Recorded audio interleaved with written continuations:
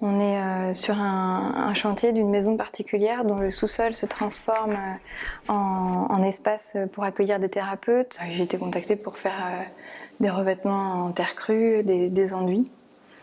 On a un premier enduit de corps qui est avec une terre assez brute, couleur marron, et qui sert à faire cette première surface qui va ensuite servir d'accroche à un enduit de finition. Donc, il y a plusieurs ambiances qui ont été choisies en fonction des bureaux ou des salles.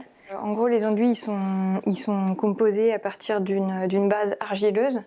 On a toujours une argile qui va porter la composition de l'enduit. C'est le liant en fait qui fait que tout ça c'est cohérent, ça colle, ça durcit. Donc c'est à partir de cette matière-là qu'on travaille et on y ajoute une charge.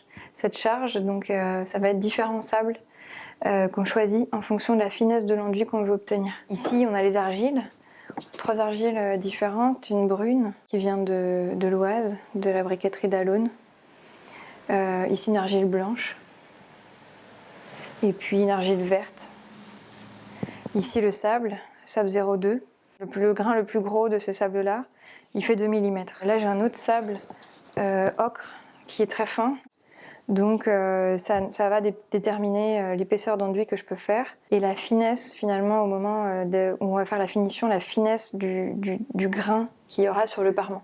Beaucoup de couleurs sont possibles parce qu'on peut mixer les argiles entre elles. On peut aussi voir les dosages de sable et la couleur des sables. Je compose tout à partir de, on va dire, 5 argiles différentes en gros. Un sable blanc qui est assez fin. Et une fois mélangé avec l'argile blanche, voilà, on voit vraiment ressortir ces grains. Il y a des grains qui sont un peu brillants. C'est une toute petite particule, l'argile. Elle vient coller tous les grains. Elle est importante dans la couleur parce que quand on lisse l'enduit, elle va ressortir sur le dessus sous forme de laitance. On passe par beaucoup de tests pour voir quel aspect ça a quand on le met dans la lumière rasante. En fait, au début, je demande à ce qu'on m'explique l'usage de ce lieu et l'ambiance qu'on y recherche. Est-ce qu'il faut que ce soit assez dynamique? Est-ce que c'est apaisant? Est-ce qu'on voudrait des couleurs vives ou plutôt pastel? Est-ce que c'est une pièce où il y a beaucoup de lumière? Est-ce qu'elle va être éclairée artificiellement? Sur la base de ça, je fais des échantillons, à partir desquels après on peut jauger. On peut dire sur un échantillon, ok, plus soutenu que ça. Moi, ça me permet de sentir ce qui fait vibrer les clients. Et j'essaie de les faire assez grands, pour que quand on a la chance de pouvoir les amener dans l'espace, comme ça a été le cas ici, on puisse directement se projeter. Tout en travaillant, je vais poser un échantillon sur le mur, comme c'est le cas ici, et ça permet au client de passer et de dire « ouais, ok, c'est bon ». Vu que je compose toutes mes matières sur place, j'ai encore une petite latitude pour ajuster les matières s'il y a besoin. Dans cette pièce, en fait, on avait fait un choix entre un verre qu'on avait appelé verre olive, et puis un vert clair. Et ici, j'ai posé ce vert foncé. Il est très fibré. L'idée, c'est de passer un coup d'éponge au final pour faire ressortir la fibre qu'il y a dedans. Donc en ayant passé l'éponge, finalement, on récupère la laitance d'argile et on va laver, nettoyer toutes les petites fibres qui vont commencer à apparaître. C'est une finition possible pour les enduits fibrés.